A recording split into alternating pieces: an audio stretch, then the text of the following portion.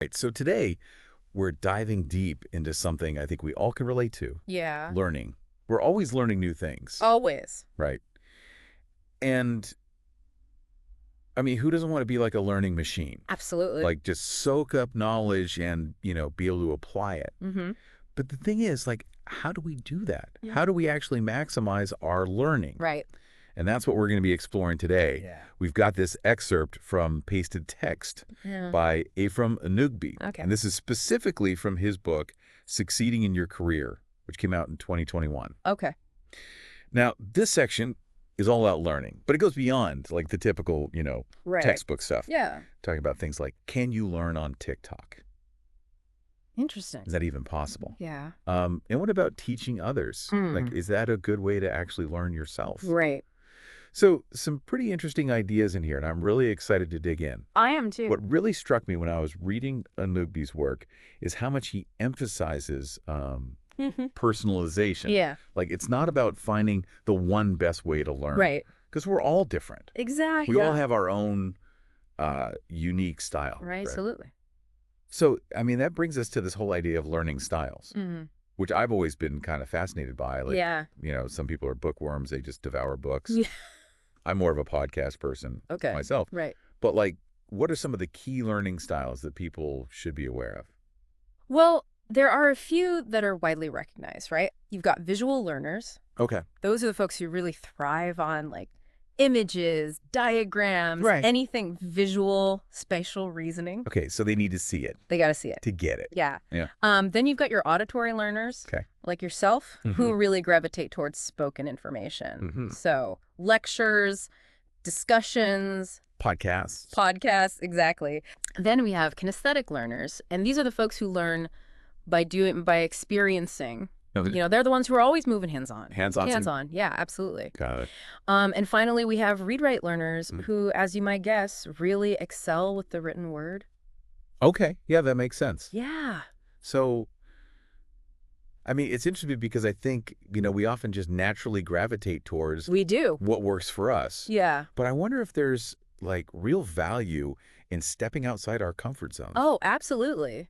and trying different methods. Yeah, and Nanupi actually talks a lot about this. Oh, does he? Yeah, he's all about experimentation, Right. trying different things. Okay. Even things that might seem a little counterintuitive. Interesting. Because you might surprise yourself. You might find something. Yeah, and discover a method that really clicks for you. That's cool. I like that idea. Yeah. I mean, I've definitely had that experience where Yeah. I've struggled to learn something for years. Okay. And then finally, I find the right method and it's like, boom, It clicked. everything makes sense. Yeah. For example, I used to be terrible with historical dates. Okay. Like they just felt like random numbers to me. Right. But then I started watching these historical fiction dramas Okay. and suddenly those dates came alive. Interesting. They were part of a story, Yeah. and they finally stuck. That's a fantastic example of how, like, context and engagement Yeah. can really transform the way we learn. It's Right. not about just memorizing facts. It's about, Making them meaningful. yeah, making them meaningful, finding those connections. Yeah. Actually, you know what? Your experience reminds me of this concept in cognitive psychology. Oh, tell me. It's called the elaboration likelihood model. Okay. And essentially, it suggests that the more we can elaborate on information, like connect it to things we already know, embed it within a narrative, Right. the more deeply it's encoded in our memory. That makes so much sense. Yeah. Okay, so we've talked about finding your learning style, Right. experimenting with different methods, but now I got to ask about this whole idea of learning on social media. Okay.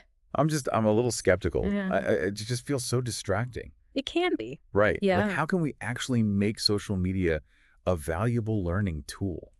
Well, Enrigby, he acknowledges those pitfalls, Okay. right? The distractions, the information overload. Yeah, it's overwhelming.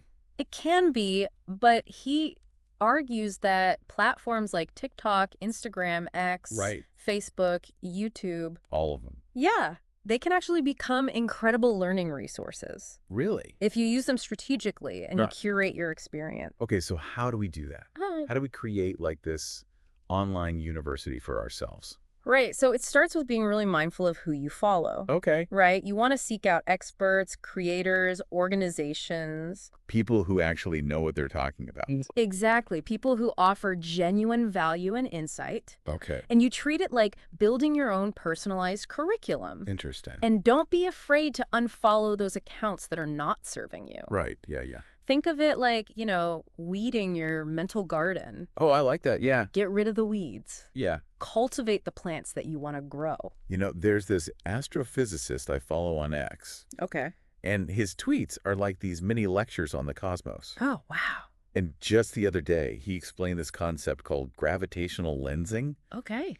And he did it using just an image and 280 characters. Wow. Blew my mind. That's amazing. Right. Yeah. Like, who knew you could learn that on X? Right. And that's what's so exciting about this approach. Yeah. Learning can happen anywhere. That's true. Even in those unexpected corners of the internet. Yeah, it's about recognizing the potential. Absolutely. Okay, this next concept is one I've always found fascinating. Okay.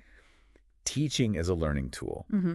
Have you ever noticed that when you explain something to someone else, Yeah. you may actually understand it better yourself? Absolutely. There's a reason why that phrase, Yeah. those who can't do, teach, is so misguided. Right. Because when you teach, you have to engage with the information You have to think about it differently. on a much deeper level. Right. Yeah, you're not just passively absorbing it. Right. You're actively processing it, organizing it, Yeah. finding ways to make it clear for someone else.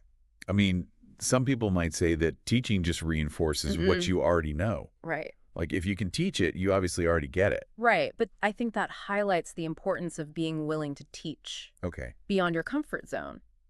So teach something you're still learning yourself. Exactly. Because when you're forced to explain a concept that you're still grappling with, Yeah.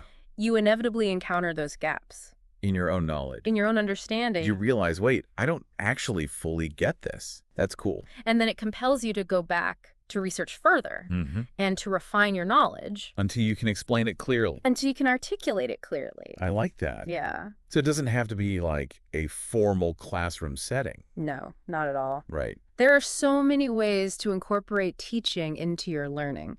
Give me some examples. Okay, so you could write blog posts, you could create short explainer videos, you could mentor someone, Well, or even just explain a concept to a friend over coffee. it all counts. It all counts.